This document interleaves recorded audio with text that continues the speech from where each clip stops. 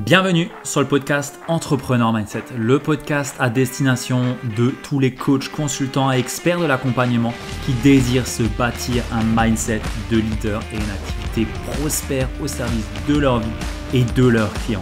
Je suis Ludovic Gucker, fondateur de l'entreprise Kaizen Impact et nous accompagnons aujourd'hui les experts de l'accompagnement dans leur croissance tant personnelle qu'entrepreneuriale. Et si aujourd'hui, tu es en quête de te bâtir une activité, une entreprise au service de ta vie et de tes clients, mais que tu ne veux pas choisir entre argent et inspiration, épanouissement et impact, succès et alignement et vie pro et vie perso, alors je t'invite de suite à réserver une session Kaizen Diagnostic qu'on t'offre aujourd'hui avec un membre de nos équipes pour voir comment est-ce qu'on peut te servir au mieux, quelles sont les prochaines étapes pour ton développement tant personnel qu'entrepreneurial. Et bien entendu, notre intention ici est de te servir et de te donner potentiellement envie de travailler avec nous. Alors si ça t'inspire, si ça t'appelle, je t'invite à réserver de suite ton appel offert sur le lien que tu trouveras dans la description ou alors tu tapes www.ludovicgucker.fr/call. Sur ce, moi je ne t'interromps pas plus longtemps et je te laisse de suite te plonger dans cette belle interview. Bienvenue sur le podcast Entrepreneur Mindset. J'ai le plaisir d'être en compagnie d'une femme d'influence aux multiples vies et pas des moindres. Elle m'inspire énormément. Je suis en compagnie de Edith Lassia. Bienvenue Edith, comment tu vas? Et d'abord, merci à toi, Ludovic, de m'inviter sur dans ce joli moment de partage. Je vais très bien et je me prépare à prendre un mois off en Norvège, à tout couper. Peut-être juste ma conférence bimensuelle de là-bas, c'est tout. Tu vois, Excellent. Ah, c'est une belle préparation, ça. J'ai eu un peu le moment off où tu m'as expliqué ce que c'est, donc c'est une belle coupure que tu vas faire là. ouais. Edith, j'ai vraiment à cœur de t'avoir sur le podcast et c'est pour moi symbolique de t'avoir ici et de pouvoir t'interviewer parce qu'on était ensemble à une retraite de chez Romain Clamaron ensemble en mai, il me semble. Et les mots que tu m'avais dit par rapport à moi m'avaient beaucoup touché pour mettre un peu de contexte aux personnes qui nous écoutent. Euh, j'ai un côté très yang et aussi yin que j'assumais beaucoup moins, ou en tout cas que je n'osais pas révéler. Et tu as su, avec tes mots, ta douceur, ce que tu vois, ta clairvoyance, tu as su m'aiguiller et me mettre le doigt un petit peu sur cette part de moi que je n'acceptais pas forcément, cette part plus féminine, plus douce. Et c'est pour ça que j'ai vraiment à cœur de t'avoir ici parce que tu as ouvert un champ des possibles, tu as ouvert une porte chez moi un petit peu que j'acceptais pas. Donc voilà pourquoi c'est très très important pour moi que on puisse faire ça ensemble aujourd'hui. Donc merci pour ta présence et on va honorer ce temps qu'on a ensemble ici. Edith, j'ai envie de te demander de te présenter pour les personnes qui ne te connaîtraient pas. Ton parcours, version, on va dire, raccourci parce que tu as énormément d'expérience, beaucoup de choses variées et c'est passionnant pour avoir eu la version longue. Mais ouais, si tu peux nous dire un petit peu qui tu es.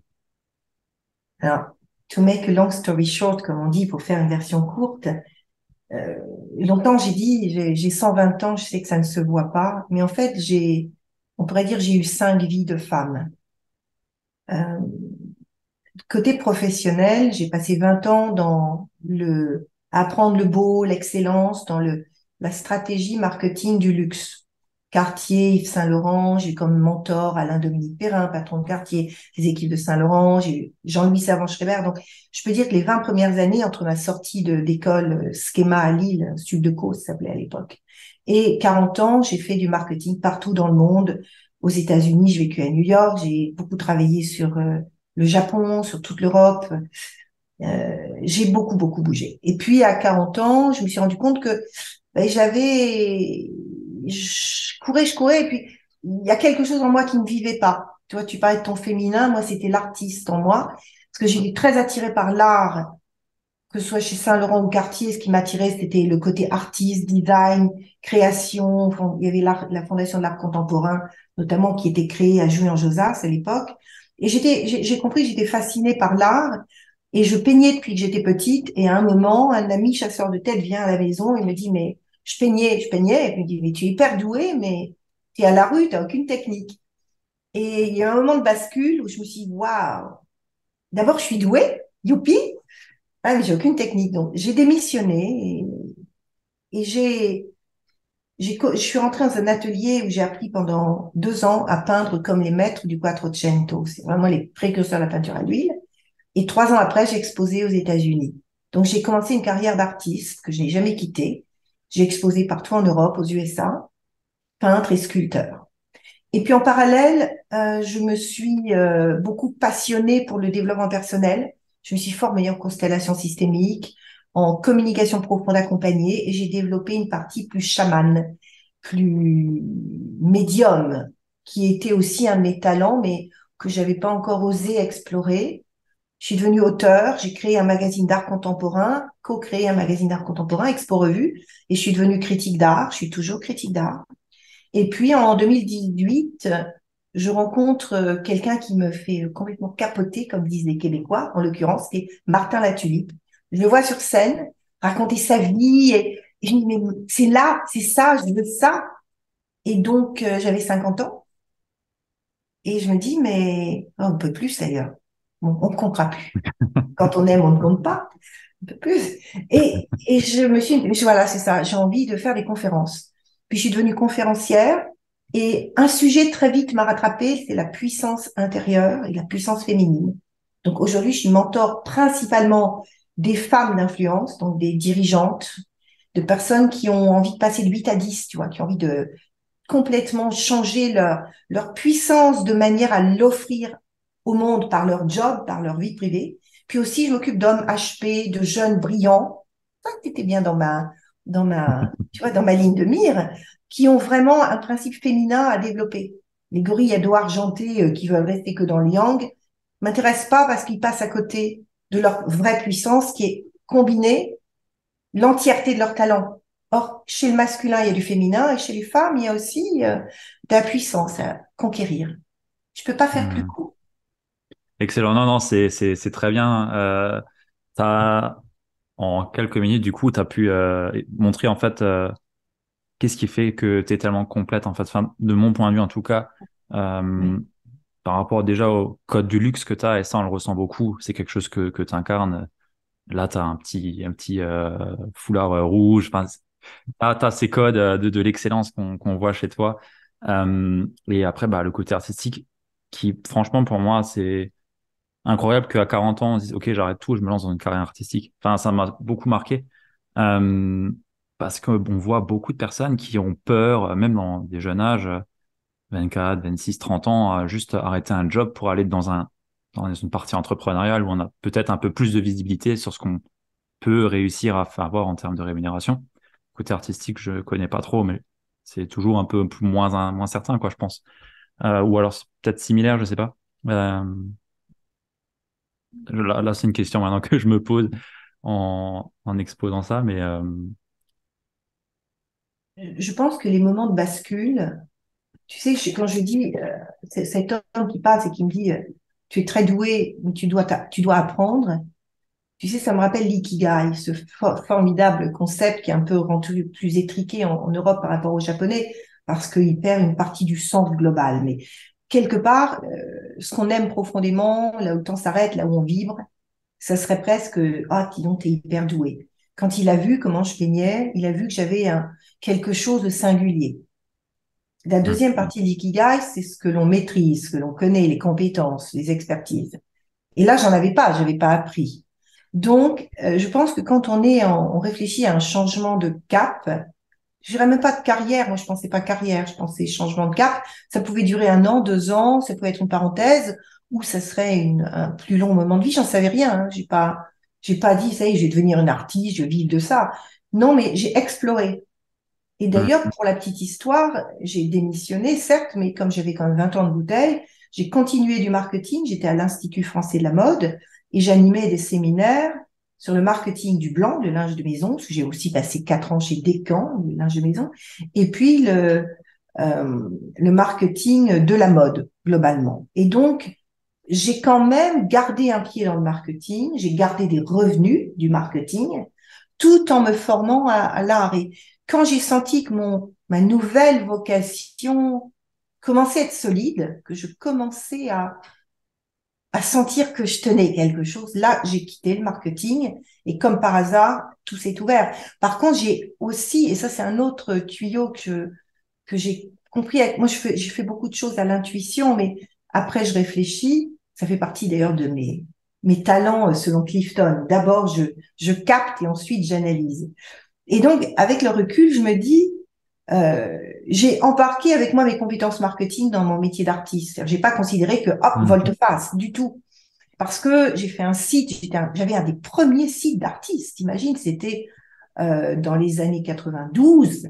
Ouais, ma fille est née en 93. En 93, on était peut-être une quinzaine. J'avais un super site d'artistes qui existe encore. Il a été un peu remanié, mais là, parce que j'étais une femme de marketing et je connaissais le luxe, je savais comment construire. Je faisais du storytelling, je racontais des histoires. J'avais des poèmes, Mhm. j'avais des textes de critiques d'art que j'ai mis tout de suite pour valider. Donc, j'ai emmené dans ma nouvelle dimension artistique tout ce que je pouvais y glisser de mes compétences anciennes. Donc, je crois que c'est important aussi quand on réfléchit à des changements de cap, de bien réfléchir en quoi ce que l'on sait déjà peut nous apporter des clés ou Mhm. une unicité, une singularité. Parmi les artistes, j'étais singulière parce que j'avais des codes, tu disais les codes du luxe. J'avais une façon d'aborder les galeristes singulière. Donc, j'ai Ouais. emmené avec moi. J'ai pas dit, allez, terminé, je passe à autre chose. Non, j'ai tressé. Et souvent, on a l'impression qu'on quitte pour aller vers, on quitte tout. Non. Pour moi, on explore un nouveau territoire, on emmène une partie de ce que l'on sait déjà et on va aller le diffuser de manière la plus intelligente possible. Mhm. On n'est jamais, on est complet. Tu vois, quand je te parlais de ton féminin, euh, c'était là. Simplement, il faut aller le chercher, voir comment on a envie que ça vibre, ça s'exprime, ce que ça apporte. En fait, on est des grands explorateurs de nous-mêmes. C'est ça qui fait que c'est formidable. Moi, à mon âge, je continue à explorer. Tu vois, j'ai été chez Mhm. Greg Braden et Bruce Lipton il y a 15 jours à Paris. 2 jours d'exploration de ce qu'il appelle le Divine Code in DNA. Ce code divin, cette espèce de code de puissance qu'on a à l'intérieur de nous, qui est gravé dans l'ADN. Je continue à explorer en permanence. Et Mhm. je pense que le jour où j'arrêterai d'explorer de ce côté-ci, j'irai explorer de l'autre côté. Mhm. C'est-à-dire ça sera le grand passage, le plus tard possible, je continuerai d'explorer. Parce que Ouais. c'est ma conviction intime que nous sommes des êtres infinis dans un corps qui, lui, est limité, qui est fini. Mais on a tellement de puissance. Ce que disait Greg Braden, on est tellement plus que ce que la vie, les croyances et les autres ont dit de nous.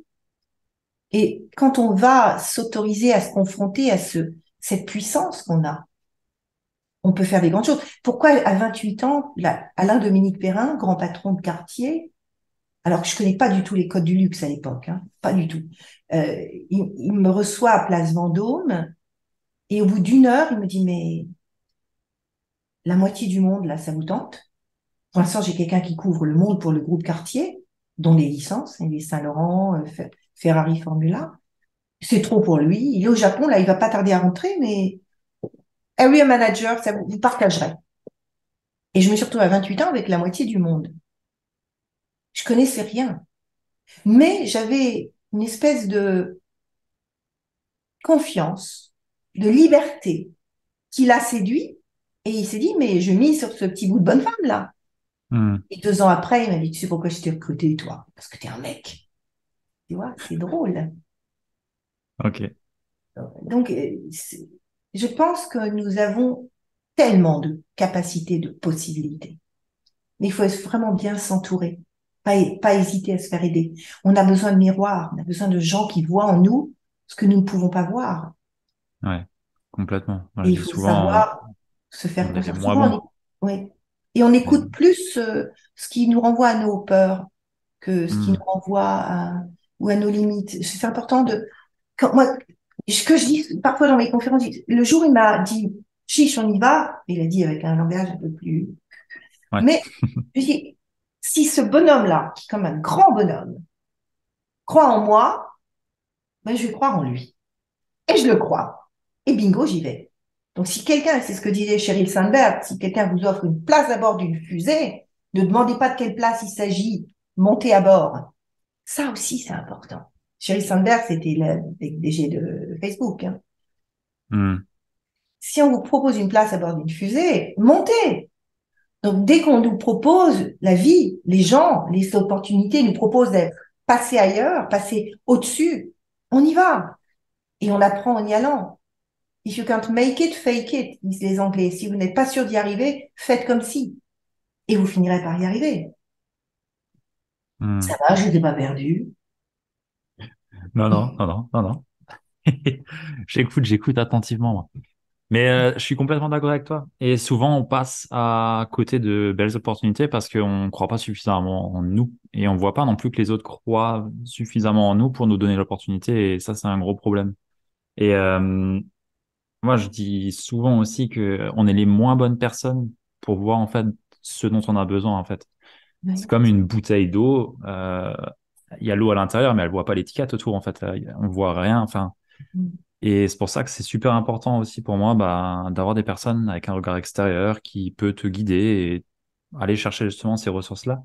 Et ouais, ça justement, j'avais vu sur ton site internet ta conviction intime. Elle m'a beaucoup parlé. Être au cœur de ses talents et voir comme tout se met en place naturellement, le vrai luxe d'être soi.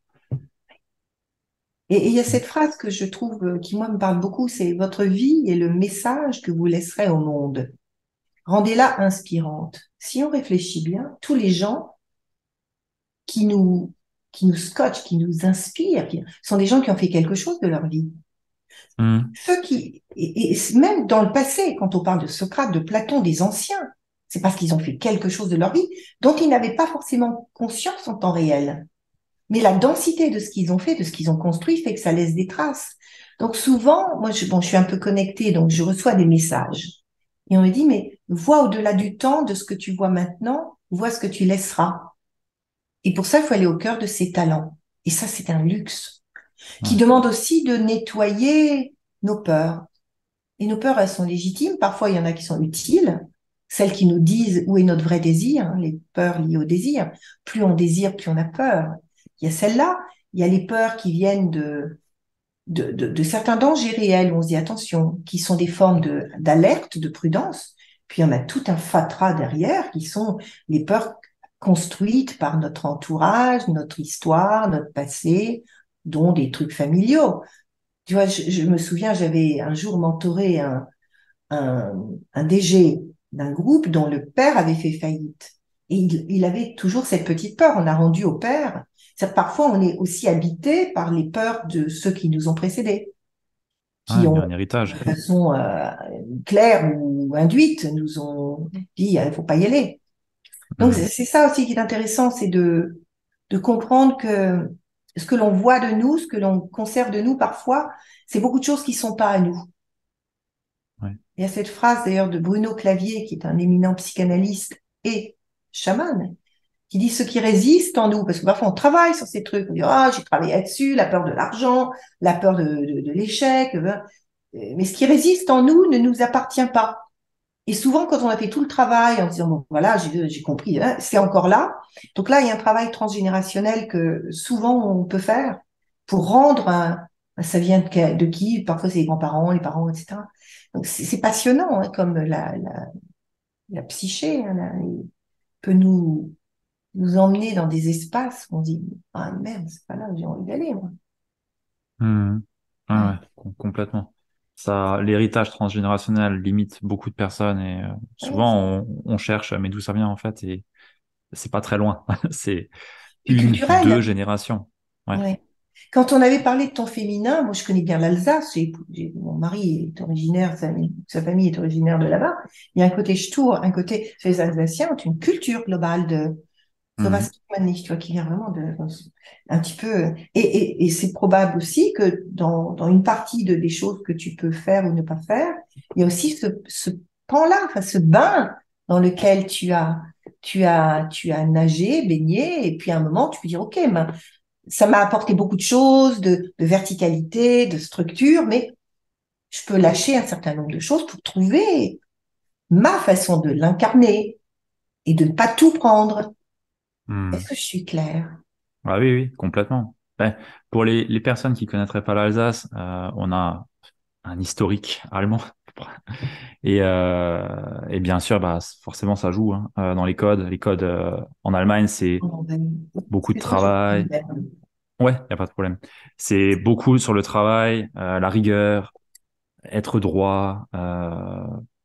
Ouais, il y a vraiment ce côté-là, cet héritage. La valeur du travail, elle est très très forte. On s'arrête jamais, même si on est fatigué. Enfin, c'est très présent. Ouais, surtout bah, chez mes grands-parents forcément.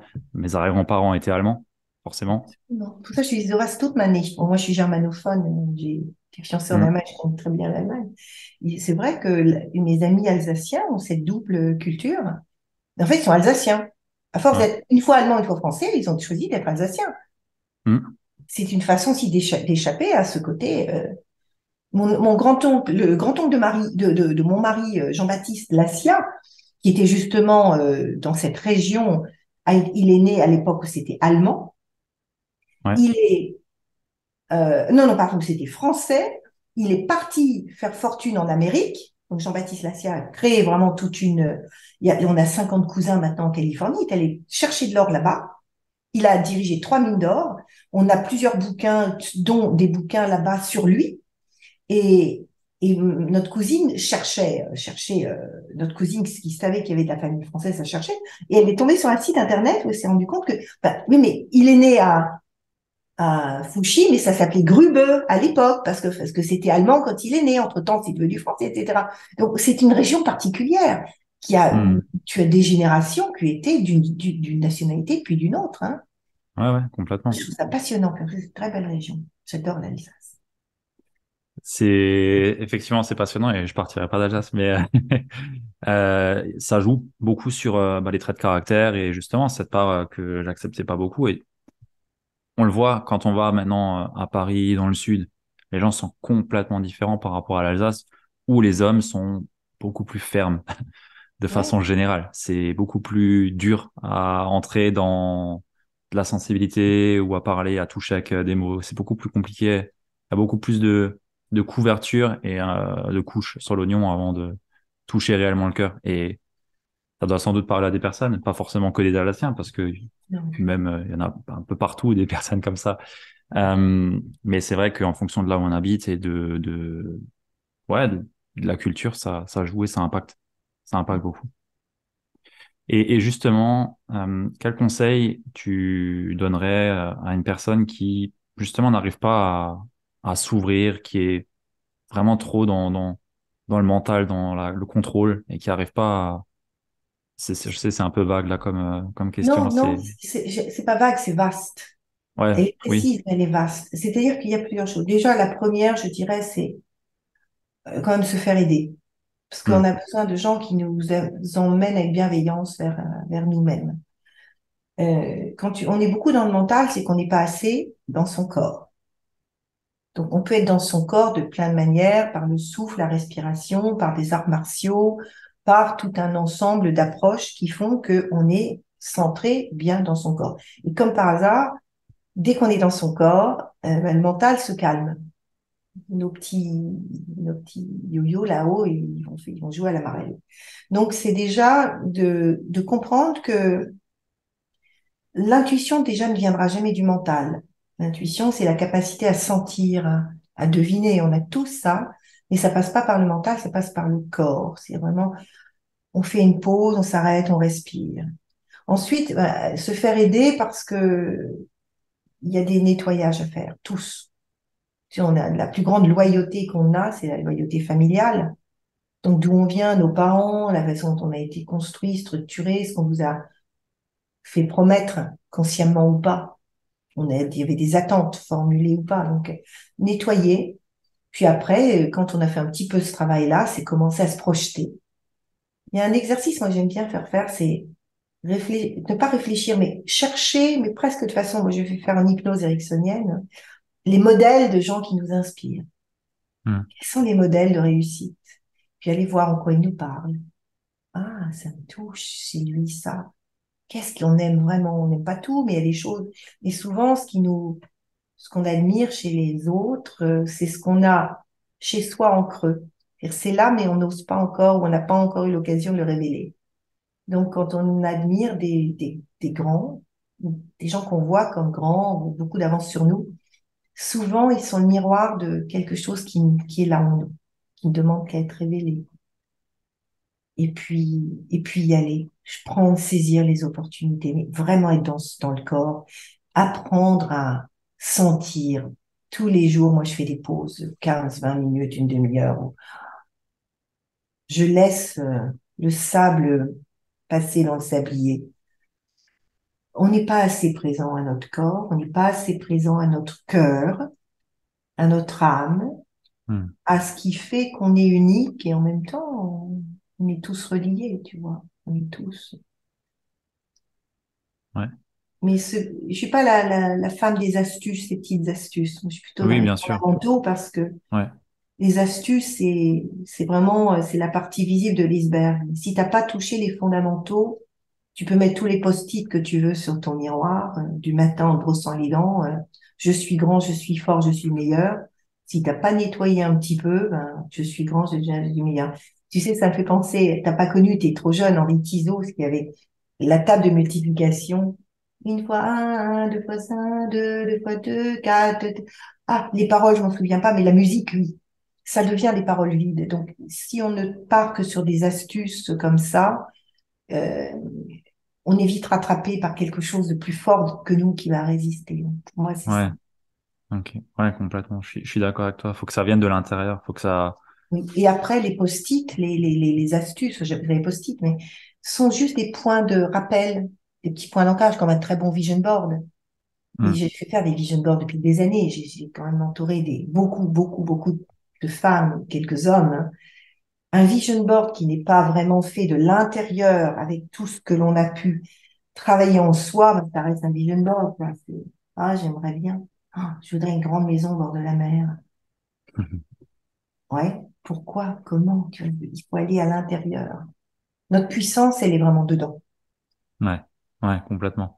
Ça, je l'ai remarqué quand je fais pas d'hypnose ericksonienne, je fais état modifié de conscience de travail. Alors, c'est peut-être similaire. Euh, mais en tout cas, j'ai remarqué à quel point ça fait une différence de travailler dans cet état-là sur les personnes que j'accompagne et que moi-même, quand on me le fait sur moi, tu lâches complètement le mental et tu arrives beaucoup plus facilement à te connecter en fait à soi en fait. Et c'est vraiment cette connexion à soi qui fait une grosse différence pour moi, je trouve, dans un accompagnement et ce qui fait que souvent, on n'arrive pas à rentrer dans cette connexion à soi parce qu'on est trop pris par le mental et ce qu'on peut penser de nous et tout le paradigme en fait dans lequel on vit. Donc ouais, c'est super pertinent ce que tu dis. Merci pour le partage.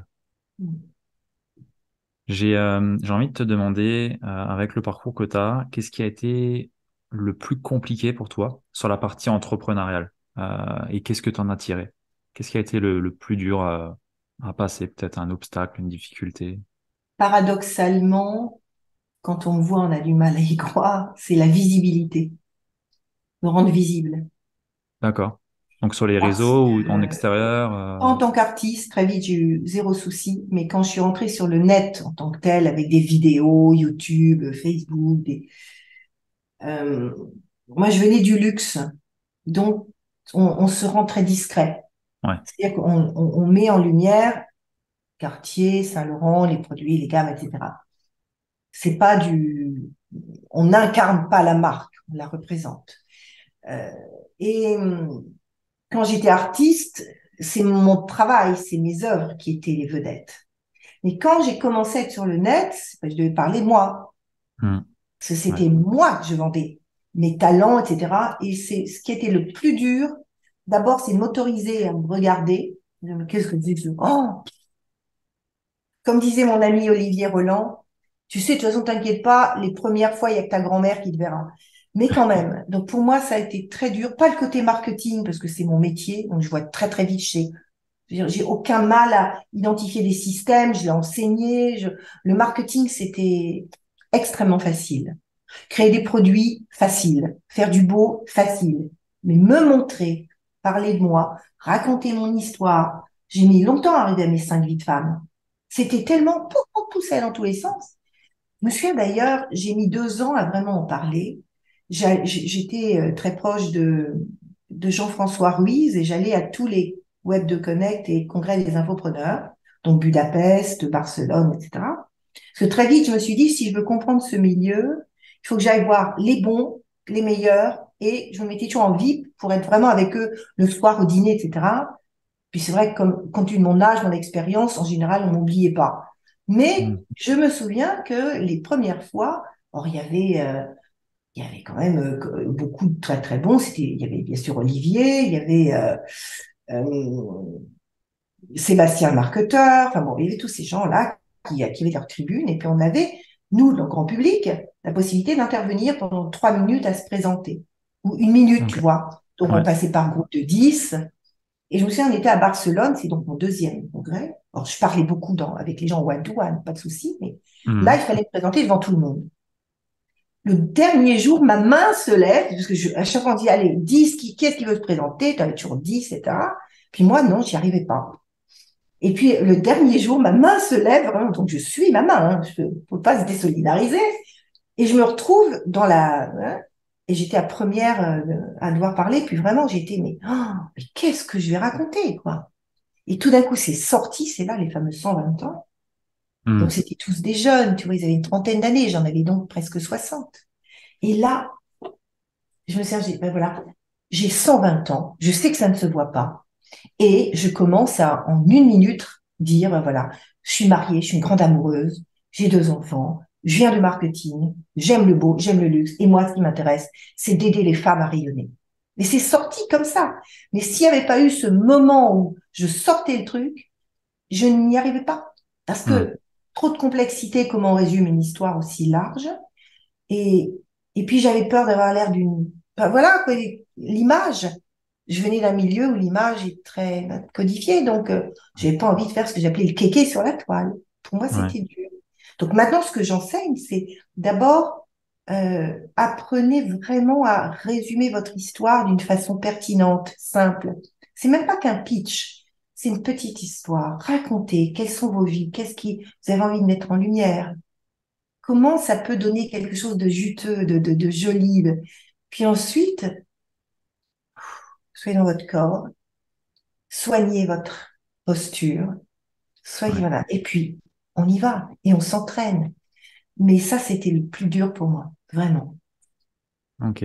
Et du coup, tu disais visibilité sur le net. Comment est-ce que tu apparais à ça aujourd'hui? Je sais Très que tu es peu. beaucoup sur LinkedIn. Moi, beaucoup LinkedIn, je fais quasiment plus rien sur Facebook. Toutes mes vidéos sont non répertoriées sur YouTube. Mais si tu veux, D'accord. aujourd'hui, qui je touche? Je touche des PDG, des DG de sociétés, des gens, tu vois, là, aujourd'hui, on peut être ensemble parce que j'avais un mentorat VIP chez moi et elle a eu un malaise avant de partir, mais c'est une des Ah. DG d'un grand groupe français.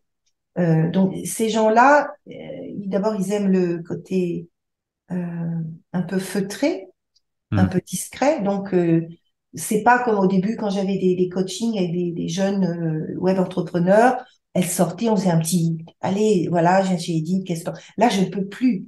Ce sont des Ouais. gens qui restent beaucoup plus dans le... Parce que c'est du mentorat vraiment Ouais. haut niveau, donc plus feutré. Ils mettent des témoignages sur LinkedIn, mais je leur demande même pas une vidéo. Tu peux plus à ce stade-là. Donc, Mm. je me sens mieux là-dedans. Ok. Parce que le côté que j'ai vécu, je l'ai fait pendant 3 ans. Hein, j'ai beaucoup de témoignages, j'ai Afida Benour, enfin, des gens qui sont connus, que j'ai mentorés, que j'ai vraiment, oui, j'ai accompagné. Mais maintenant, je peux plus faire ça. Donc, ce que je fais, c'est feutrer, c'est sur des communautés de dirigeants. Je fais une conférence tous les 15 jours, d'1 heure. C'était aussi une conférence de 2 heures, mais ça me gonflait au bout d'un moment. Moi, c'est sharp, c'est profond. Mm. Et donc, j'ai changé complètement ma matrice de communication. Et elle Et me du coup, correspond mieux.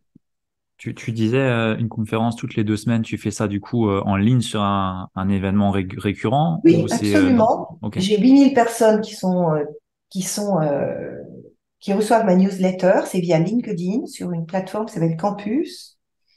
où on est une trentaine d'experts de disciplines différentes. J'ai 8000 personnes maintenant qui me suivent et j'ai une centaine de personnes par conférence tous les 15 jours.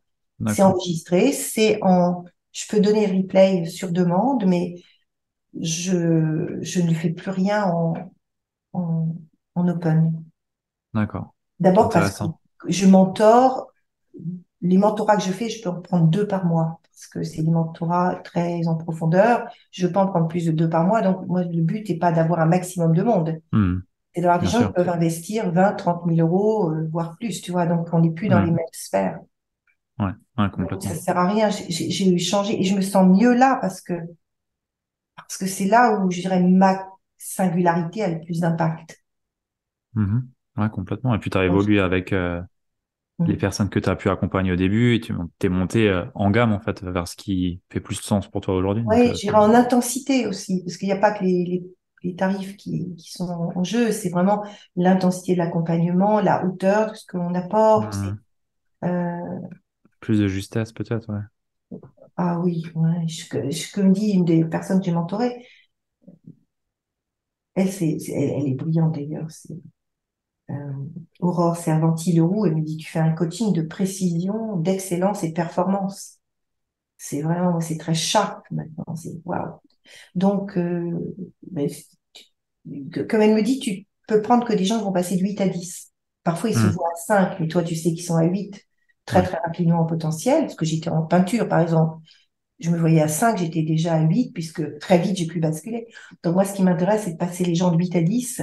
Et il y a d'autres merveilleux coachs qui vont faire de 0 à 5 ou de 5 à 8. Tu vois, par exemple, Olivier Roland, c'est 0 à 5. Vous voulez entrer sur le net, on va donner toutes les clés. Je l'ai ouais. fait passer de 0 à 5, puis après, il peut aller jusque plus haut.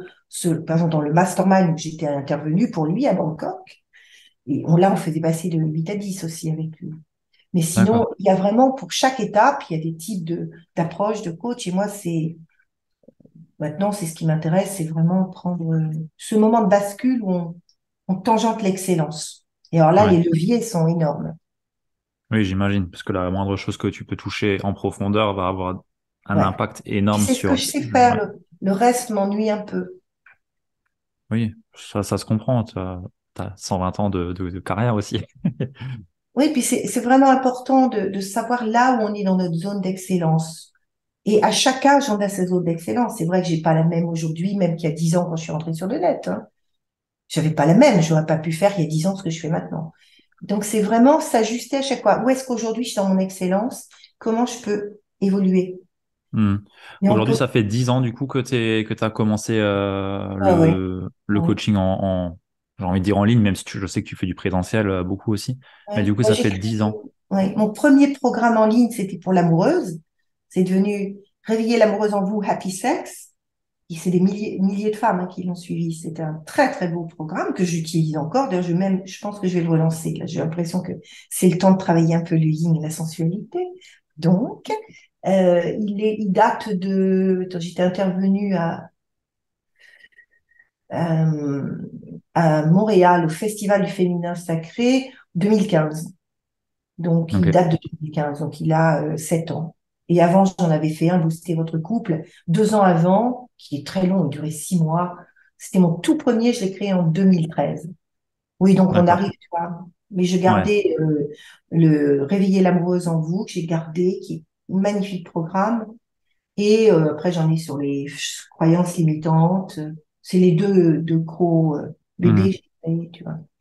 Mais Justement, en alors, parlant de croyances, sur tout ton parcours, donc on va dire 10 ans de parcours sur la partie entrepreneuriale sur le web, quelles ont été les croyances qui t'ont le plus limité dans ton développement, ton expansion? c'est la croyance par rapport à l'argent dans le dev perso. Par D'accord. exemple, un travail d'un thérapeute, c'est entre 50, 80 et 100 euros, on va dire, de Mhm. la séance. Et tout d'un coup, vendre des programmes, des sessions qui étaient 200, 300, 400, 500 euros de l'heure, c'était de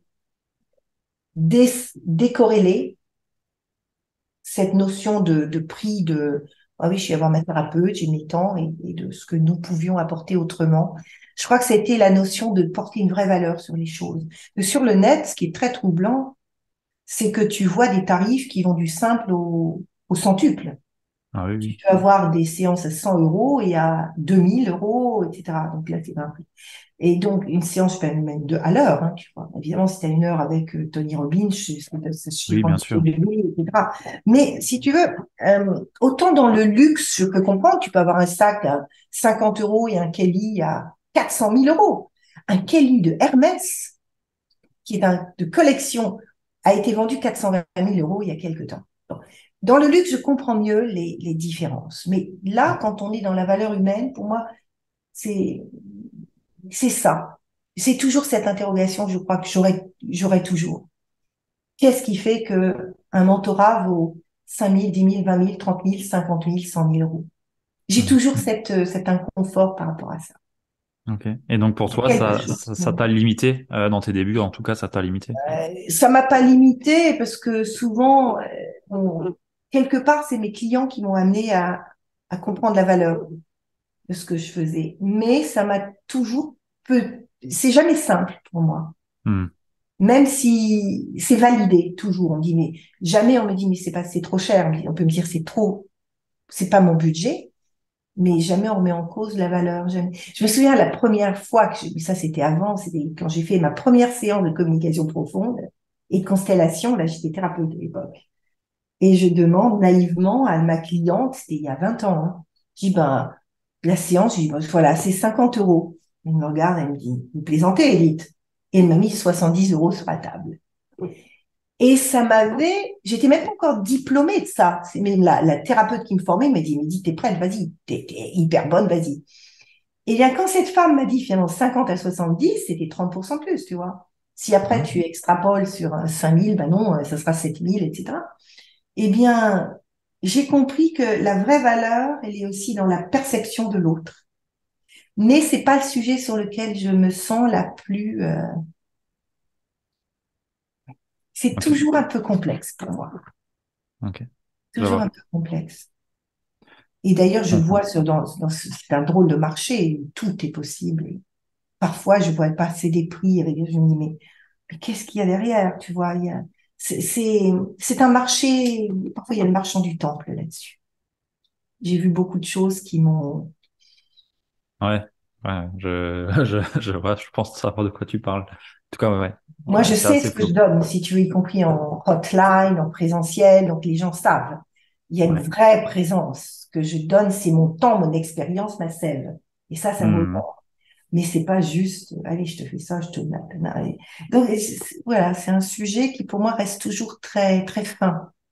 Hmm. Et d'ailleurs, dans les personnes que je mentor, souvent, je les fais augmenter leur prix parce qu'elles ne se voient pas assez. Mais on va voir jusqu'où elles peuvent, tout en se sentant juste. Parce que le prix, c'est celui que l'autre perçoit comme juste et celui qu'on perçoit comme juste pour soi. Et souvent, Hmm. je dis, il y a un triangle. Il y a d'abord comment moi, je m'estime à la hauteur de ce que je donne. Comment j'estime la qualité de ma présence. Donc, la confiance en soi, l'estime de soi. Ensuite, il y a la qualité de ce que l'on offre en tant que service, produit, programme. Vraiment le concret, je dirais. Le concret, ça peut être du temps, de l'écoute, etc. Et puis après, il y a la perception du troisième, qui est à la fois son engagement, la confiance qu'il a. Et c'est ce triptyque-là, c'est cet élément-là qui fait qu'on est au cœur d'une bonne valeur. Si Hmm. je me sens à la hauteur de mes tarifs, si ce que je produis a la valeur de ce que je demande et que l'autre en face se sent inclus, respecté dans un bon win-win, le prix passe. Il peut être à 100, 1000, 10 000, c'est le bon. Donc, c'est vraiment ces trois paramètres à toujours valider. Est-ce que je suis juste dans mon estime de moi? Est-ce que je suis au bon endroit? Est-ce que c'est ma vraie zone d'excellence? Est-ce que ce que je produis est à la hauteur? Et est-ce que je suis avec la bonne cible qui va savoir? C'est de la co-création, hein, le développement personnel ou le développement de business. Il y a Ah celui qui oui, oui. fait et celui qui guide, mais on co-crée. Donc, tu vois, disons que je le pense comme ça. J'aide à le construire comme ça. Hmm. Ok. Ça Ça te me parle. parle? Ouais, ouais, ça me parle. Si mes souvenirs sont bons, c'est ce qu'on avait travaillé ensemble sur ton atelier. Ouais. Parce que Euh, ouais. ouais. Si un des trois paramètres, je suis pas la bonne cible, Hmm. ça va pas. J'ai pas le bon produit. Quelque part, je l'ai fait un peu light. J'ai pas vraiment donné le meilleur du meilleur. Et moi, je me sens pas totalement dans ma zone d'excellence, ça marche pas. C'est Hmm. vraiment ce magnifique triangle vertueux que j'adore. Ouais. Ouais. Ouais, Et je finalement, travaille encore. les deux du bas te font monter en certitude au final par rapport à ce que tu fais, ce que tu fournis. Et la certitude, en vente en tout cas, ça joue énormément. Puis la bonne adéquation. Tu vois, par Ouais. exemple, dans mes conférences où j'ai 8 000 personnes, donc inutile de dire qu'il y a même des jeunes qui disent, ah, qu'est-ce que j'aimerais? J'aimerais vraiment travailler avec vous. Elles ont 25, 28 ans, elles démarrent. Elles ne pourront jamais s'offrir le Hmm. mentorat que je fais. Donc, il y a un des trois paramètres qui ne va pas. Moi, je sais qui je suis, je connais mon excellence, je sais ce que j'apporte, mais c'est pas la bonne cible. Donc, mes prix n'ont plus de sens. Ouais. Je peux pas demander 20 000 € à une jeune fille. Ça serait Hmm. criminel. Pour moi, c'est pas possible. Non, je dis, grandissez, explorez, suivez-moi, et vous viendrez quand vous serez. Je peux pas. Parce que je trouve que ça serait pas juste. Ça te parle, ça? Ouais. C'est par rapport à... Après, tout dépend de la personne. Si c'est une personne à 28 ans, il y a des personnes qui ont des entreprises qui peuvent être au Oui. niveau de grands Ah, bien dirigeants. sûr, il y en a, Bien tout à sûr, là, fait. c'est différent. Mais ouais, je suis complètement d'accord avec toi. Mais je De pense à même des que, jeunes qui sortaient de grande école, qui font leur premier bien job. sûr, Bien sûr, après, il y a le profil. bien sûr. Les profils d'entrepreneurs peuvent investir parce qu'ils sont dans une psychologie d'entreprendre. Si c'est des jeunes qui sont employés même dans des grands groupes avec des bons jobs et qui veulent progresser, c'est pas tout à fait la même Ouais, chose. Et donc, ouais, pour ouais. moi, l'adéquation avec la cible, elle est vachement importante. Sur du dev perso, surtout, je trouve que c'est là où c'est le plus, Oui, où ça dev peut de être le, business, en fait. Même dev de business, hein. Parce que ouais. je fais pas que du dev perso. Moi, Oui, oui, oui, oui. C'est donc bah, c'est dans le développement de business, il y a beaucoup de dev perso qui jouent. Enfin, de mon point de vue, il y en a énormément bien sûr. qui jouent. Quand tu vois le business mastery de Tony Robbins, moi j'ai travaillé avec Tony Robbins, il y a toute une partie sur nos croyances, nos visions, nos limites. C'est même le socle. Mhm. Ouais, ouais, complètement. Bah, c'est de là que tout part, en fait. Tout se crée de nous, de l'intérieur. Donc, et c'est là où beaucoup de personnes le voient pas. Parce que ils se disent, bah, le business, je connais le marketing, j'ai la stratégie. Et puis, euh, et puis ça marche comme ça. Mais en fait, non, parce que ce que tu crées, les mots que tu sors, tout ce que Oui, tu fais au quotidien, tes actions sont en fait guidées par tes peurs, tes croyances, tes convictions. Et oui. tout ça, ça joue énormément. C'est pour ça que la partie identitaire, que tu fais de façon géniale, enfin, moi j'adore ce que tu fais, euh, c'est ce qui joue énormément sur l'activité d'une personne et ça, on le voit pas souvent. Mais quand tu dis identitaire, tu veux dire par rapport à ce que je fais chez les autres ou ce que je fais moi pour moi? Ce que tu fais chez les autres? Ah oui, ah ben c'est vraiment travailler à leur identité, oui. Et le plus dur aussi, ça a été de me trouver la façon de me mettre en lumière, moi, tu vois, dans les difficultés. Hmm, Je considère aujourd'hui que mon site me ressemble, ok. mais c'est récent. Tu vois, j'ai refait cet été, je vais faire la version anglaise, elle est prête à être shootée. Euh, j'ai mis du temps à trouver la justesse. J'ai même pris quelqu'un d'extérieur pour m'aider à écrire sur moi parce que je trouvais que j'avais pas assez de distance. J'ai pris quelqu'un qui a travaillé pour Christie's et le BHV, qui est une très belle plume. Et on a ensemble co-créé ce site dans l'écriture. Ça aussi, ça m'a semblé difficile. Surtout compte tenu de mon expérience, c'est qu'est-ce qu'on élague? Qu'est-ce qu'on Hmm, retire? C'était pas qu'est-ce qu'on ajoute, c'est qu'est-ce qu'on retire? ah, c'est vrai. Qu'est-ce qu'on retire? Comme pour un tableau. Ce que me disait le maître qui m'a parlé, il m'a dit, dites, arrêtez là, votre tableau, il est parfait, n'ajoutez rien. Si vous ajoutez, vous déséquilibrez. Ben, c'est pareil. Et Julia, en l'occurrence, elle m'a vraiment, évidemment, j'ai dit, ah, je vais raconter ça. Elle me dit, non, non, retire. Arrive à une épure. Hmm, Et donc, ça veut dire aussi un travail par rapport à l'ego. ouais, c'est vrai. Faut lâcher aussi à un moment donné tout, Ouais, tout ce qu'on a de nous pour laisser le nectar le plus pur. Ouais. exactement. L'essence de l'essentiel, la quintessence de notre talent. Ouais. Hmm. Et c'est passionnant comme métier. Vraiment, qu'est-ce que j'aime. Ça se voit, ça se voit. T'incarnes pleinement. cette personne-là et c'est ce qui est puissant chez toi. Ouais. C'est ce qu'on m'a dit, en fait, tu, you walk your talk. C'est-à-dire que moi, c'est pas des mots, c'est du vécu. Et, et pour ça, quand je m'entore encore beaucoup chez moi, je reçois dans notre logis ici, c'est un logis du XIVe siècle, donc c'est un lieu qui a beaucoup, beaucoup de puissance, de présence. Et en fait, je les amène dans mon atelier où il y a mes peintures, mes sculptures, mes livres, et on parle de vécu. Donc, elles repartent comme si elles avaient téléchargé des programmes. Elles repartent en disant, mais ça, elles rencontrent Christophe. Moi, je parle beaucoup d'amour et de couple. Ça fait 35 ans, on est un vrai couple avec des hauts, des bas, mais un sacré couple. Donc, elles reviennent, elles croient aussi au couple.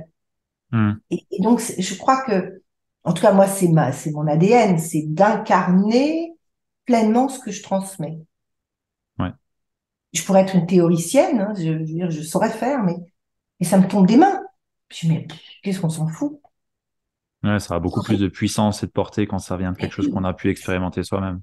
Est-ce que tu as envie de vivre, de vibrer, ou est-ce que tu dis waouh?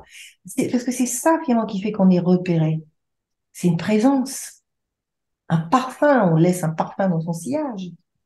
Hmm. Le reste, c'est les mots qu'on dit en conférence. J'étais formée par Christine Morlaix, qui est une excellente conférencière, la première formée aux États-Unis. Elle dit, tu sais, les gens se souviendront pas de ce que tu as dit, ils se souviendront de ce que tu leur as fait ressentir. Et c'est tout à fait ça. Et c'est aussi ça que j'aime bien transmettre. Parce que pour faire ressentir, il faut ressentir. Hmm. Donc, il faut être dans son jus, dans ce qu'on a compris, dans ce qu'on ressent, dans ce qu'on... Non, beaucoup passent au-delà des mots. Ouais, c'est vrai, complètement. Je suis d'accord avec toi. Donc voilà, Excellent. c'est ça, tu vois. Et c'est passionnant. C'est la plus belle aventure humaine. Moi, j'adore. Génial. Edith, j'ai envie de te demander quel a été ton meilleur achat ou investissement à moins de 100 euros? C'est la question un peu fun là. À moins de 100 euros, c'est ce que je fais très, très régulièrement. Une journée en thalasso, à Royan, où je vais aller nager, faire un peu de sauna, un peu de spa. C'est mon petit forfait de plaisir mensuel. Voilà. Et c'est récurrent. Excellent, excellent. C'est ce que je mets en place depuis ce mois. Ouais. Et là, je le fais le 23 novembre avec une de mes ex-clientes devenues amie. On va aller, là, ce sera beaucoup plus que 100, ce sera probablement plus 300-400, mais on va aller au Chai de Cognac, dans tout près de Cognac, à Cognac, et on va se faire un soin toute une après-midi. Voilà, j'adore. Alors, d'ailleurs, ça, c'est un conseil de vieille amoureuse que je peux donner. Bah, depuis que je suis mariée, je me suis mariée avec Christophe à 30 ans. Tous les ans, pour son anniversaire, je l'ai emmené faire un truc sensuel et un peu magique. Je l'ai emmené même faire du spa sur le lac de Marmara en Turquie. Je l'ai emmené partout, tous les ans, pour son anniversaire. Et maintenant, on le fait tous les trimestres, hein. Une parenthèse amoureuse dans un spa avec un bel hôtel. Là, on va chez Gagnère, à Grande Terrasse, à Châtelaillon, près de La Rochelle. On va ou au Cinq Mondes. Ça fait, ou au Caudalie. Mais ça, c'est mes grands plaisirs en amoureux. Ces parenthèses où ça fait du bien. Hmm. Ouais, ça c'est bien de partager ça aussi. Ouais, parce que n'oubliez pas que vous soyez des hommes ou des femmes qui ont envie de réussir professionnellement, que toute la partie amoureuse est essentielle. Elle Hmm. est essentielle. Le PDG de Google a cité celui de Coca-Cola. C'est mon dernier article sur LinkedIn. Il dit, vous savez, imaginez, vous ayez 5 balles. Il y a le travail, il y a la famille, il y a l'amitié, il y a la santé et il y a l'âme. Sur ces 5 balles avec lesquelles vous jonglez tous les jours, il y en a une en caoutchouc, 4 en verre. Celle en caoutchouc, c'est le travail. Ça tombe, ça rebondit. Les 4 autres, l'âme la famille, l'amour, la santé et les amis, si vous les laissez tomber, elles auront une fêlure et elles seront abîmées, toujours. Hmm. Et je trouve que c'est très, très joli. Et c'est quand même le PDG de Google hein, et Coca hein, qui se citait. Je trouve que c'est important, quel que soit nos... Bon, quand j'ai connu mon mari, il avait une très grosse boîte déjà, puisqu'il était PDG d'un groupe leader dans le son, l'audio professionnel. Et je me souviens, je lui ai dit, tu sais, moi, c'est non négociable. Mon métier, j'étais chez Cartier. C'est non négociable. J'adore. Je bouge, je fais ça. Toi, c'est non négociable. Tu veux vraiment continuer à réussir ça. Mais il y a un troisième truc non négociable. C'est nous. Donc, il y a des moments où l'un comme l'autre, on arrête tout et c'est que nous. C'est priorité. Toute priorité. Et même quand nos enfants sont arrivés, le premier, je lui dis, ne me regarde jamais comme la mère de cet enfant avant de me regarder comme ta maîtresse et ta femme. Ok. Parce que je crois que le plus beau conseil qu'on puisse donner aujourd'hui, c'est réussissez professionnellement, mais c'est une balle en caoutchouc, ça rebondira. Mais Hmm. n'oubliez pas le reste. Parce que Hmm. le reste, c'est ce qui fait qu'au bout d'un moment, on a une vie pleine qui nous donne des étoiles dans les yeux. C'est excellent pour terminer et conclure cet Voilà. épisode. Et c'est vrai, je l'avais lu ton article sur LinkedIn et j'ai trouvé ça super intéressant et pertinent. Et ça m'a étonné d'ailleurs que des grands hommes comme ça disent ça. Google un peu moins, mais Coca-Cola, ça m'avait un peu plus étonné. Mais, euh, mais ouais, j'avais bien aimé. Donc merci pour ce partage. Il y a ceux qui le disent en préventif, comme moi, parce que j'ai toujours eu cette conscience-là, puis ceux qui disent parce qu'ils ont payé le prix. Ouais, ouais, Et clairement. après, ils se disent, merde, ah, à ma quatrième bonne femme, au quatrième divorce, où elle m'a bouffé la moitié de ma fortune, peut-être qu'il y a plein de jeunes comme ça, hein, tu sais pas. Hein. Enfin voilà. Et la conclusion, c'est ça. Ouais, N'oubliez pas le excellent. reste. Excellent. Merci pour ce partage et C'est merci un plaisir. pour ton temps aussi sur cette interview. J'ai vraiment apprécié. Et j'ai une dernière question que je pose aussi toujours à mes invités. C'est qui est-ce qu'ils aimeraient bien voir à leur place dans ce podcast? Justement, pour rebondir, il y a un couple exceptionnel qui réussit ça, à la fois la parentalité, l'amour et le travail. C'est Sandrine Van den Bosch et son adorable mari. Donc, euh, Nicolas De Vic. Donc, moi, j'aurais tendance à te dire Nicolas De Vic et Sandrine Van den Bosch parce que ce sont deux êtres exceptionnels, Hmm, deux grands amis. C'est un peu mes enfants, tu vois, on a une génération d'écart largement. Et ils incarnent à la fois des gens très engagés professionnellement avec une générosité du sens, un couple magnifique et comme parents, je les adore. Voilà. Donc, je leur excellent. passe, si je vous m'entendez, mes amours. Voilà. Je leur enverrai exactement ce que tu viens de me dire. Et c'est marrant parce que ce matin, j'ai réceptionné le livre de Nicolas Devic, le dernier qu'il a écrit. Donc, donc il n'y a pas de hasard, hein. Non, non. Il n'y a pas de hasard. Excellent. Merci beaucoup, Edith, pour ton temps et pour les auditeurs qui sont encore là. Et bah, mettez-nous les 5 étoiles, partagez aux personnes que ça peut être, où ça peut être utile. Je pense que les paroles d'Edith et ce qu'on a pu échanger On est là, en ça peut les direct? intéresser. Non, non, on n'est pas en direct. Ça sera Ah, ok. diffusé lundi. Très Lundi. bien, très Mais bien. justement, partagez-le aux personnes à qui ça peut être utile. Et sur ce, ben, on se dit au prochain épisode. À très vite. Ciao. Ciao.